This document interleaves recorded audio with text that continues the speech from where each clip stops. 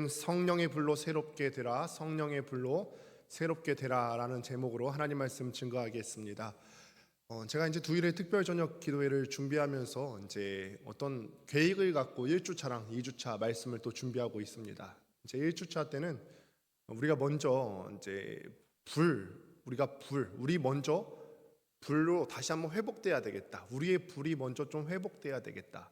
그래서 첫날을 잘 생각해 보시면 우리가 무너진 제단을 또 회복해야 된다라는 말씀을 들었고, 또 두 번째 때는 우리가 작은 불씨만 있어도 그 불씨에 성령의 기름이 부어지면 회복될 수 있다라고 말씀을 들었고, 또 어제는 우리가 첫사랑을 회복해야 된다 기억이 나실 것입니다.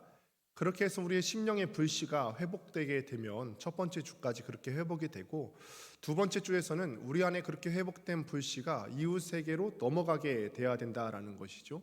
우리가 다음 주에는 또 그렇게 이웃에게 불씨가 전달되는 과정을 우리가 함께 보시게 될 것입니다. 오늘은 성령께서 우리에게 임하시는 모습을 함께 보일 텐데, 오순절 성령 역사 사건, 우리가 잘 아는 사건인데, 이때 불의 여같이 강한 성령의 역사가 마치 바람 부는 것처럼 강하게 역사한 것을 우리가 말씀을 통해서 보고 있습니다. 바람에 대해서 한번 생각해 보실까요? 바람 하면 어떤 느낌이 드세요? 보이진 않지만 시원하고 힘이 있는 그런 물질이 바로 바람이 아닐까, 이런 생각을 해보게 됩니다. 제가 바람의 힘을 경험한 적이 한 번 있었는데, 남아공에 제가 있었을 때 남아공의 유명한 장소 중에 하나가 희망봉이라고 하는 데가 있어요. 그런데 그 말은 되게 따뜻해 보이잖아요. 희망이 있을 것 같고 뭔가 아름다울 것 같고. 그런데 사실 희망봉은요, 바람이 굉장히 많이 부는 곳 중에 하나입니다. 그래서 옛날 사람들은요, 그것을 폭풍고지라고도 불렀어요. 바람이 너무너무 많이 부는 곳이라는 거였죠. 그런데 이때 바람이 얼마나 심하게 부냐면, 그 정도가 세계에서 컨테이너가 유실된 숫자가 작년 한 해 512개, 그러니까 무역할 때 커다란 컨테이너선이 있잖아요. 그런데 그 컨테이너가 전 세계에서 500개가 넘게 유실이 됐는데, 작년 한 해 동안요. 그런데 그 중에서 200개가 남아공 희망봉 인근 해역에서 유실이 됐답니다. 그러니까 거기 바람이 정말 강한 것이죠. 저도 갔더니요, 정말 강하게 바람이 불더라고요. 그런데 이 바람에 대해서 우리가 한번 좀 생각해 보는데, 바람은 보이지도 않고 정말 강력한 에너지를 갖고 있는데, 이 바람에 대해서 어떤 시인이 말하기를, 바람은 우리가 준비했다고 해서 불지 않는다라고 말했어요. 어떤 시인이 그렇게 얘기하는 거예요. 바람은 우리가 준비했다고 불지 않아요. 이때쯤 우리가 더울 때 불어줬으면 좋겠는데 그때는 꼭 바람이 안 오고요. 이제 바람 부는 걸 내가 좀 마음을 놓을 때쯤, 그때 바람이 부는 것을 우리가 때때로 목격하죠. 기대했던 거랑 예상했던 거랑 전혀 상관없이 바람이 불 때를 우리가 종종 체험하곤 한다라는 것입니다. 바람은 사람의 계산을 따라 움직이지 않습니다. 바람은 정말 우리가 계획대로 바람이 불어오지 않는다는 것을 우리가 살아가면서 많이 느껴요.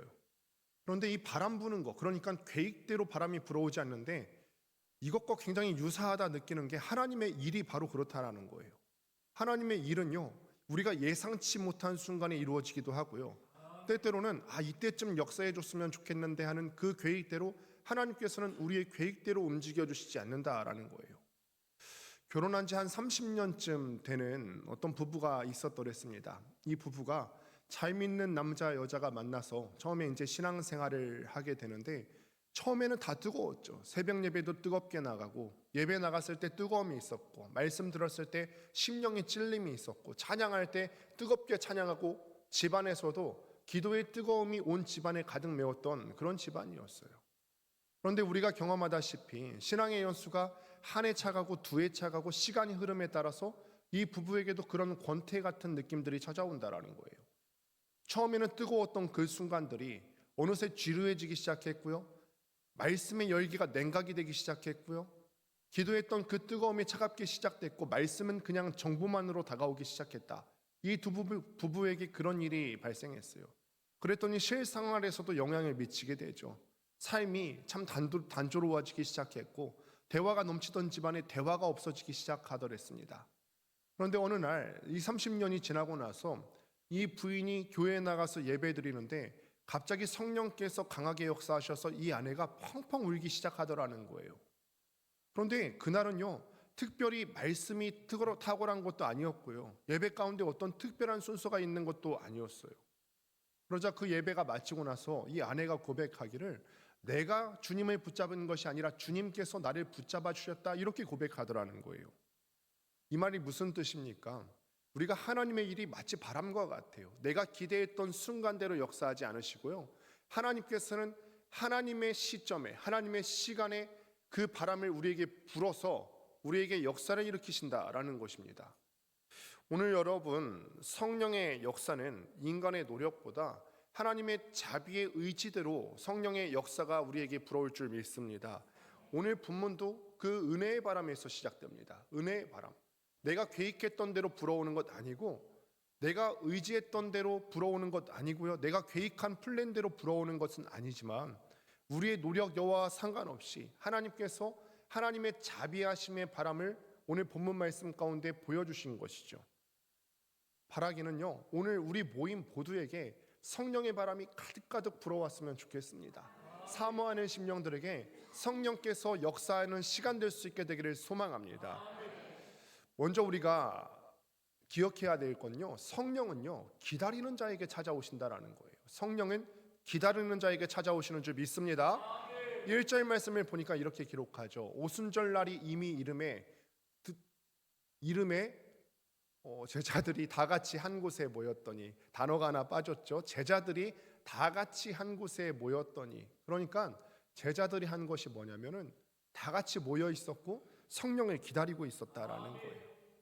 오순절날은요 6월절과 같이 유대인들이 지키는 그냥 절기로서 그렇게 특별한 날이 아닐 수 있습니다. 오순절 절기가 그렇게 특별한 건 아니에요. 우리 추석 매년 맞는 것처럼 특별하게 느껴지는 날이 아닐 수 있는데, 하나님께서는 그 자비의 바람을 이날 가운데 보내주셔서 그 평범한 날을 비범한 날로 바꾸어 주셨다라는 것이죠. 그런데 그 전까지 제자들이 한 거는 딱 하나 있는 거예요.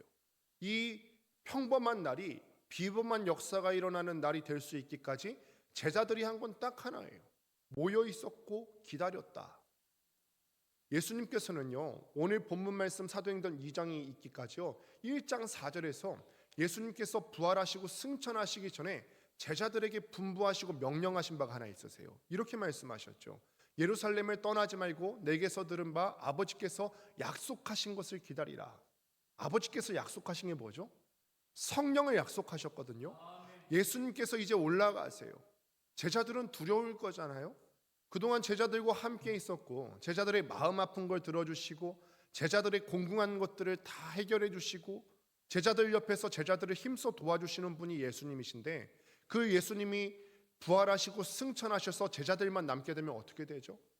그래서 하나님께서는 혼자 남게 될 제자들을 위해서 보혜사 성령 하나님을 보내주시기로 약속하셨고, 예수님께서는 그 성령 하나님께서 오시기까지 너희들은 여기서 기다리라. 그러니까 금방 오실 것이기 때문에 움직이지 말고 기다리라, 이렇게 말씀을 하셨어요.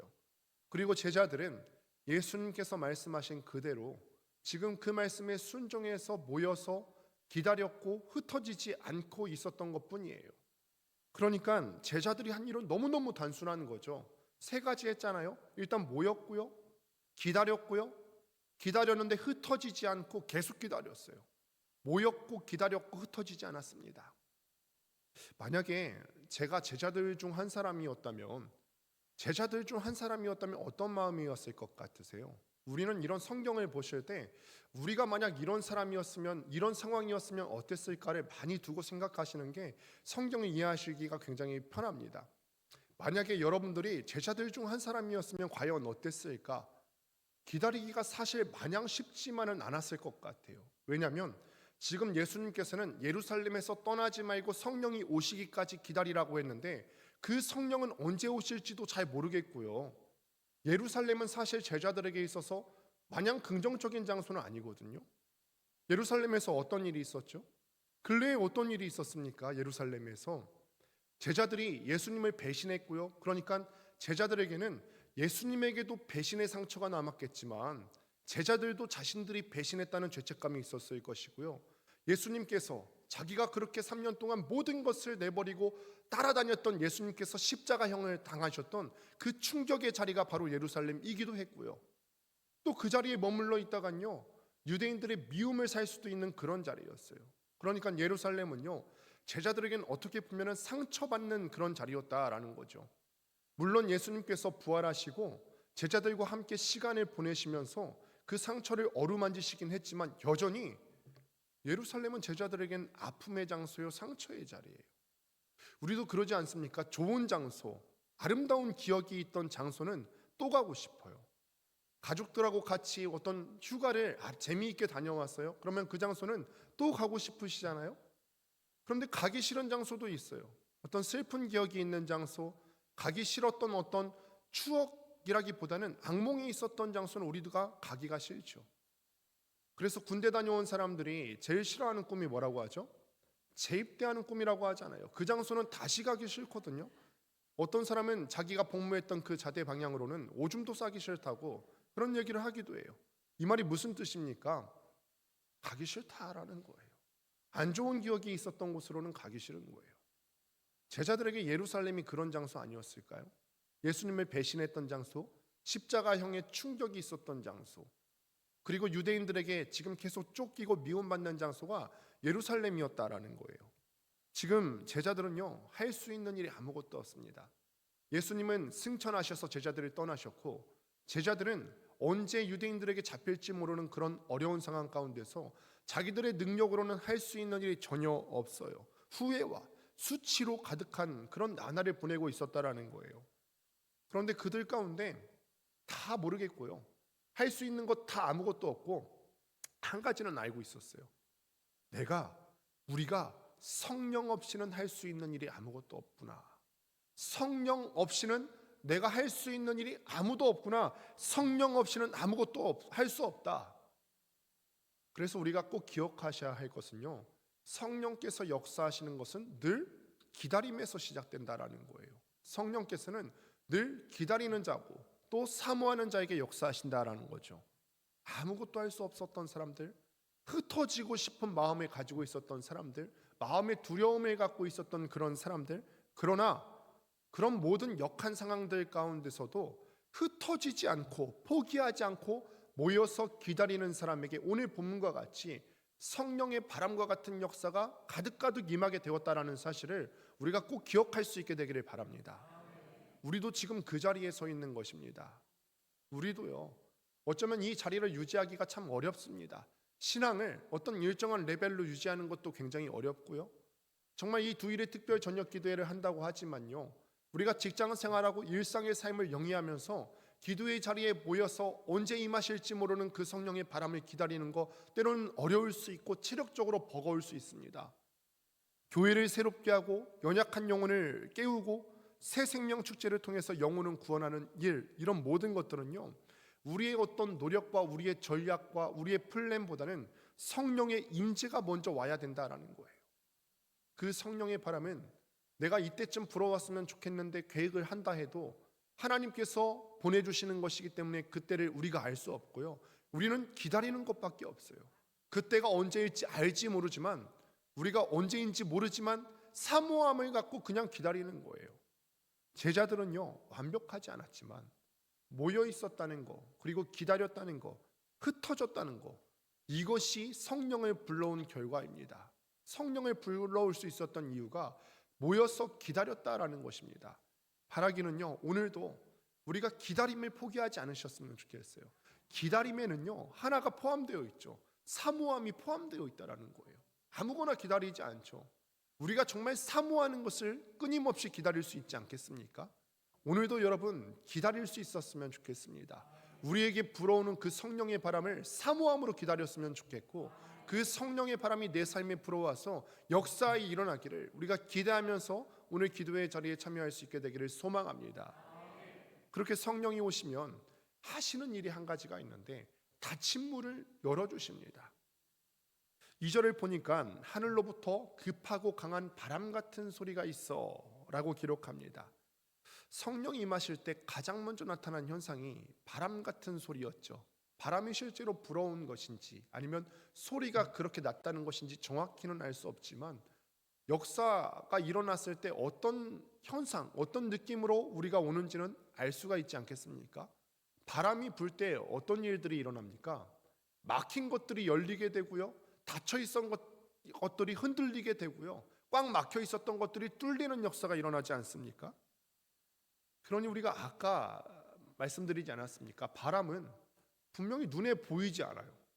내 안에 어디서부터 바람이 부는지도 알 수도 없고요. 어디로 바람이 흘러가는지도 내 눈에는 보이지가 않습니다. 그런데 명확하게 알 수 있는 것 하나는 분명히 있죠. 눈에 보이지 않지만 힘이 있다라는 것을 우리가 알 수 있어요. 그 거대한 컨테이너를 바닷속에 수장시켜 버릴 만큼의 큰 에너지가 바람 가운데 있어요. 보이지 않지만요.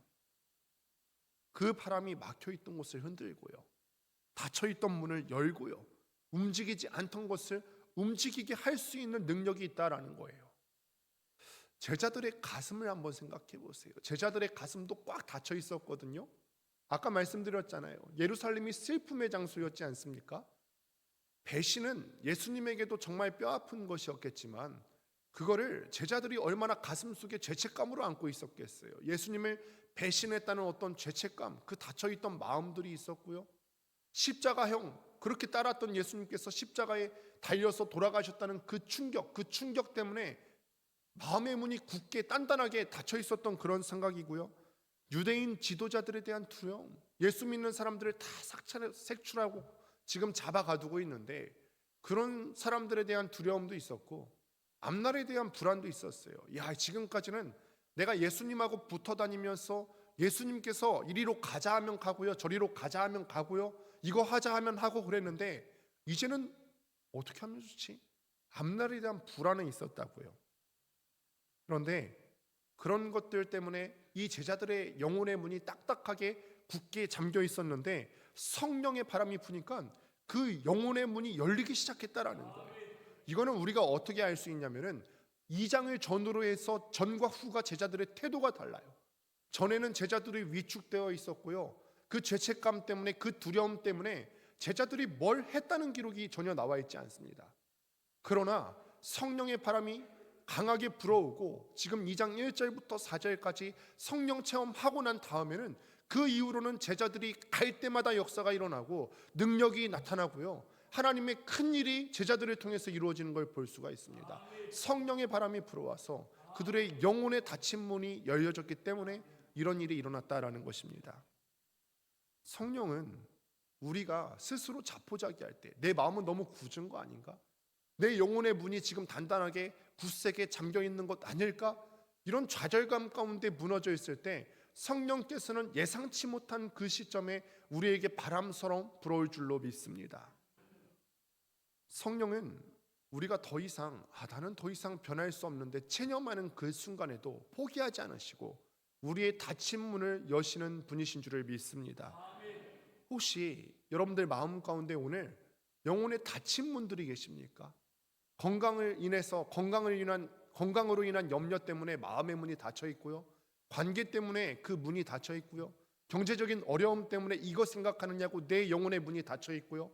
예배를 향한 뜨거운 감격이 회복되지 않아서, 찬양을 향한 열정이 회복되지 않아서 내 신앙에 뜨거움들이 없는 것 같아서 내 마음의 문이 닫혀 있는 것 같은 그런 분 안 계세요? 그런데 성령께서는 오늘 우리의 닫힌 그 문을 열어주실 것입니다. 성령의 바람도 지금도 이때만 불어오는 것이 아니라 지금도 이 시간에 우리에게 불어오셔서 우울의 닫힌 문을 열 것이고요, 상처에 굳어버린 마음을 녹일 것이고, 자책감으로 굳은 심령을 깨부술 것이고, 그 다음에 무기력으로 눌린 영혼을 주님께서 일으켜 주실 거라는 거예요. 뭐가 그렇게 한다고요? 성령께서, 성령의 바람이 굳힌 우리의 마음문을 열어주실 거라는 사실입니다. 막혔던 기도가 터질 것이고, 막혔던 은혜의 통로가 다시 한번 흐르게 될 것이고, 막혔던 관계와 막혔던 꿈, 이런 것들이 오늘 시간에 성령의 바람이 불어올 때 강력하게 회복될 줄로 믿습니다. 그러니 우리가 간구하셔야 될 것은 오늘 이 시간에 오순절 성령의 바람의 역사가 오늘 이 시간 가운데 우리에게 임하도록 간절히 구해야 된다는 것이죠. 오늘 예배 가운데 성령의 바람이 지나가야 될 영혼들이 이 자리에 있습니다. 혹시 여러분 내가 그 사람이 아닌가 한번 생각해 보십시오. 성령의 바람이 불어오면 내 영혼에 군데군데 막혔던 영혼의 문들이 열리게 될 것인데, 그 성령의 바람이 여러분 각자에게 흘러들 수 있게 되기를 간절히 사모하시길 바랍니다. 그런데 그 성령은요, 이거 정말 중요한데요, 성령은 개인이 간절히 구하셔야 돼요. 개인이 간절하게 구하셔야 됩니다.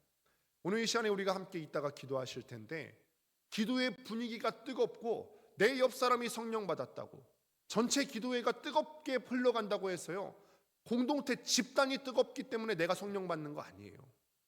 집단이 뜨겁기 때문에, 권능교회가 뜨겁기 때문에 성령을 내가 자동적으로 받는 건 아닙니다. 물론 영향은 있죠. 옆에 사람이 뜨겁게 기도할 때 그 사모함의 불꽃이 나에게도 올 수도 있지만, 정말 중요한 것은 내가 성령의 바람을 경험하기 위해서는 각 개인이 사모하셔야 된다는 거예요.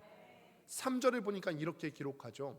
불의 여처럼 갈라지는 것들이 그들에게 보여 각 사람 위에 임하여 있더니, 각 사람 위에 성령의 불이 내려올 때요, 하나님께서는 그 불을 무리를 향해 한 번에 부으시는 것이 아니라 한 사람 한 사람 각자에게 부어주시는 줄 믿습니다.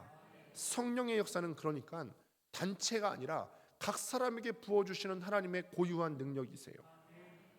그러니 여러분, 제가 여기서 아무리 뜨겁게 설교하고 내가 아무리 이 말씀 은혜 받은 것들을 여러분들한테 나눈다고 해도요, 제 은혜가 여러분들이 사모하지 않는 이상 제가 받은 은혜가 여러분들의 은혜가 될 수 없습니다. 여러분들이 사모하지 않는 이상 제가 아무리 뜨거운 마음을 갖고 설교해도 여러분들이 사모하지 않는 이상 이 은혜는 여러분의 것이 될 수가 없어요. 누군가 간증을 하면요, 뜨겁게 하나님을 만났던 그 체험을 간증할 때 이 사모함을 갖고 이 간증을 들어주지 않으면요, 이 간증의 은혜가 여러분의 것이 될 수가 없다라는 거예요. 누군가 옆에서 뜨겁게 기도하실 때 옆에 사람은 뜨겁게 기도하는데 나는 냉랭하게 기도하고 있으면요, 옆 사람 때문에 내가 성령 받는 거 아니라는 거예요. 옆 사람의 불은 옆 사람이 받은 불이고 나는 나대로 성령을 사모해야 된다라는 것입니다. 우리는 종종 이렇게 생각하죠. 나는 어떤 특별한 사람이 아니기 때문에, 나는 아직 준비가 안 됐고, 나는 늘 이런 자리에 대해서 준비가 안 됐어. 그러나 성령은요, 준비된 사람에게 임하시는 것이 아니라 사모하는 심령에게 나타나는 줄 믿습니다. 성령은요, 신앙생활 했을 때 신앙의 경력이 오래된 사람에게 임하시는 것도 아니고요, 경력의 길이를 보는 것도 아니시고, 겉모습으로 봤을 때 경건해 보이는 사람에게 임하시는 것도 않으시고요, 오직 마음의 깨짐을 보시는 줄 믿습니다. 마음이 깨진 사람, 마음이 상한 사람은요, 어쩔 수 없이 자기가 할 수 있는 것이 아무것도 없기 때문에 성령의 도우심을 간구할 수밖에 없거든요. 천부여 의지 없어서 손들고 갑니다. 천부여, 하늘 아버지시여, 내가 의지할 것이 없어서, 이 땅에는 내가 도움 청할 것도 없고 의지할 것이 없어서 내 마음 깨진 곳을 회복할 수가 없으니 그러니 손들고 갑니다. 이렇게 손들고 나가는 심령에게 하나님께서 성령을 부어주시는 줄 믿습니다.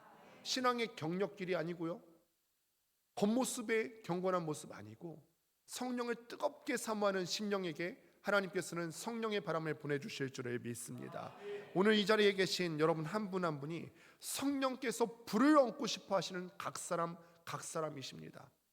특정한 사람만 아니고, 옆자리에 앉았기 때문도 아니고, 오래 신앙생활을 해서도 아닙니다. 하나님께서는 오늘도 여러분들의 각 사람의 이름을 부르시면서 불의 혀를, 성령의 불의 혀를 갖고 내려오시는 줄을 믿습니다. 그렇다면 우리가 이렇게 성령을 사모해야 되겠는데, 성령을 사모하면 대체 어떤 역사가 일어나게 될 것인가? 어떻게 바뀔까? 4절에 보니까 이렇게 기록하죠. 그들이 다 성령의 충만함을 받고 성령이 말하게 하심을 따라. 성령 충만의 결과는 단순하게 어떤 감정적인 카타르시스를 느끼는 그런다는 것을 의미한 것이 아닙니다. 성령 충만은 내가 이전에 하나님의 말씀을 들었는데 이전에는 이해하지 못했는데 성령 충만하니까 말씀이 이해되기 시작해요. 여러분, 이게 굉장히 중요합니다. 왜냐하면 성경은, 성경의 각 저자들이 성령의 감동을 따라서 쓰지 않았습니까? 그러니 성경은요, 원 저자가 성령님이세요. 그러니 우리가 성령을 받고 난 다음에 나타나는 가장 큰 변화 중 하나는 뭐냐면 성경이 이해가 되기 시작해요. 성경을 볼 때 하나님의 뜻이 이해가 되기 시작해요. 제자들이요, 사실 예수님께서 살아생전에 공생의 기간 가운데 그렇게 많은 말씀을 하셔도 깨닫지를 못했어요. 심지어는 부활하시고 난 다음에 갈릴리로 가는 그 해변에서 만났어도요. 그런데 그 제자들이 예수님께서 말씀을 하시는데도 깨닫지를 못했다는 거예요. 그런데 제자들이 예수님께서 하신 말씀들과 하나님께서 그들에게 보여주시는 말씀을 언제 깨닫게 되냐면 성령께서 그들에게 부어주시고 난 다음에 말씀들의 퍼즐들이 맞춰지기 시작하다라는 거예요. 말씀을 이해하게 됩니다. 그 다음에 성령 받은 사람은요, 입술에 변화가 나타나기 시작해죠. 성령 받은 사람과 성령 받지 않은 사람은 언어의 차이가 나타날 수밖에 없습니다.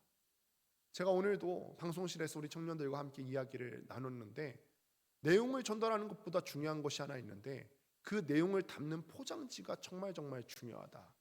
사람의 격이 있는 사람은 같은 내용을 전달하더라도 좋은 포장지에 전달한다.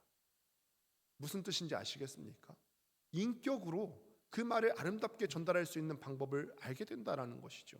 그러니 우리 성도들이요, 오고 가는 여러 가지 말들이 있을 텐데 그 가운데 오해가 없게 되기 위해서는 우리가 성령 충만해서 말의 포장지를 아름답게 가질 수 있게 되기를 소망합니다. 그 다음에 삶의 방향성을 가져오죠. 삶의 방향성을 가져온다는 것이 굉장히 큰 것입니다. 제자들은 아까도 말씀드렸지만 예수님의 말씀을 들었지만 이해하지는 못했던 사람들이에요. 그래서 어떻게 살아야 될지 그 방향을 몰랐던 사람들이에요. 그런데 성령께서 임하시니까 제자들의 삶이 바뀌어지기 시작해요. 그 전에 제자들 어떤 사람이었죠? 예수님께서 겟세마네 동산에서 잡혀가실 때 자기도 위험에 처할까봐 다 예수님을 버리고 도망갔던 사람들이잖아요. 자기 목숨만 생각했던 사람들이라고요. 그런데 사도행전 오늘 1절부터 4절까지 오순절에 마가다락방에서 성령 사건을 경험하고 난 다음에 제자들을 통해서 놀라운 사역이 그 다음부터 일어나기 시작해요. 오늘 말씀 전까지는 제자들을 통해서 어떤 대단한 사건이 일어났다, 기적이 일어났다, 예수님께서 행하신 이적을 제자들도 똑같이 행했다, 이런 기적이 없거든요. 그런데 채 한 장이 지나기도 전에요, 사도행전 2장 41절 말씀을 보니까 베드로가 성령을 받고 나서 예루살렘에서 하나님의 말씀을 전합니다. 큰 변화죠. 왜냐하면 베드로는 그 전만 해도 소심했던 사람이거든요. 자기 죽을까봐 그 여종 앞에서, 어린 여종 앞에서 3번씩이나 다굴기 전에 예수님을 부인했던 그 소심한 베드로가요, 지금은 대놓고 복음을 전합니다. 대놓고 복음을 전해서 예루살렘에 어떤 일이 일어났죠? 3,000명이, 그 당시는요 사람을 계수할 때 남자 장정들만 계수했거든요. 그러니까 남자 장정만 3,000명을 계수했다고 쳤을 때 그 이상 10,000명 이상의 사람들이 베드로의 설교를 듣고 회심하고 돌아오는 역사가 일어났어요. 이게 언제 일어났다고요? 성령의 바람을 경험하고 난 다음에 베드로가 삶의 방향성을 잡고 난 다음에 이런 일이 일어나게 됐다라는 거예요. 그러니 오늘 시간에 우리 모두는요 성령의 바람이 필요한 사람들입니다. 우리 청년들, 학생들, 이 시간에 정말 간절히 간구하셔야 돼요. 내가 뭐 하고 살아야 되나? 어떤 삶의 방향성을 갖고 살아야 되나? 내 머리로, 내 지혜로는 알 수 없는데, 그러니 끊임없이 간구하셔야 되는 거죠. 하나님, 나는 내가 어떤 방향으로 인생을 살아야 될지도 모르겠고 어떤 지혜로 내가 인생을 갖고 살아가야 될지도 모르겠습니다. 뭘 해야 될지도 모르겠습니다. 성령께서 오늘 시간에 역사하여 주셔서 내 삶의 방향성을 잡아 주옵소서. 방향성을 놓고 기도하는 학생들과 청년들은 반드시 성령의 임재가 필요합니다. 나이 드신 어른들도 마찬가지입니다. 우리도 끊임없이 잘못 살아가고 있는 삶의 방향성이라면요 고치고 올바른 방향으로 나아가야 될 거 아닙니까? 그런데 그 방향성을 누가 보여주시냐면 성령께서 임하실 때 우리의 마음 가운데 성령의 감동으로 그 길을 보여주신다라는 거예요. 그러니 오늘 이 시간 가운데 우리의 삶의 방향성을 놓고, 주님, 이 시간에 성령의 바람을 보내주셔서 내 삶의 방향성이 바뀌게 하시고 내 삶이 변화되는 역사를 경험케 하여 주옵소서. 이렇게 기도했으면 좋겠습니다. 오늘 성령이 오시면 우리의 입술이 바뀔 것이고요, 우리의 삶의 방향성이 바뀌어나고 영혼이 일어나고 우리 교회가 살아나게 될 줄로 믿습니다. 순교자 짐 엘리엇이 이렇게 얘기했어요. 하나님은 꺼져가는 심령 위에 새 불을 내리기 위해서 꺼지게 하실 때가 있다. 성도 여러분, 혹시 우리 마음 가운데 마음이 혹시 꺼져 있습니까? 기도의 불이 꺼져 있는 심령 계십니까? 예배의 불이 꺼져 있고요. 남을 사랑해야 되는데 그 사랑의 불이 꺼져 있고 열정이 식고요. 예배의 뜨거움이 사라지고 마음의 죄책감과 냉담함이 가득하신 분 계십니까? 그러나 기억하십시오. 우리의 꺼진 등불을요 가장 잘 켜실 수 있는 분이 누구시죠? 성령 하나님이세요. 내가 켤 수 있는 것 아니에요. 우리의 꺼진 등불을 가장 잘 켜실 수 있는 분은 성령 하나님이신 줄을 믿습니다. 하나님께 쓰임 받았던 사람들 보십시오. 우리만 그런 거 아니거든요. 하나님께 쓰임 받았던 성경의 인물들을 보시면요, 다 한 번쯤 영혼의 등불이 꺼져갈 것 같은 위기를 경험해 본 사람들이에요. 아브라함도 그랬던 적이 있고요. 그런 삶의 위기를 거쳐왔고요. 요나도 그랬던 적이 있었죠. 다시스로 가는 배를 탔었잖아요. 베드로도 그랬던 적이 있었죠.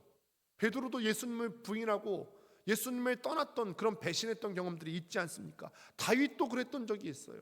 우리아의 아내 밧세바를 범했던 영혼의 등불이 꺼져가는 것 같은 그런 상태를 경험한 적이 있습니다.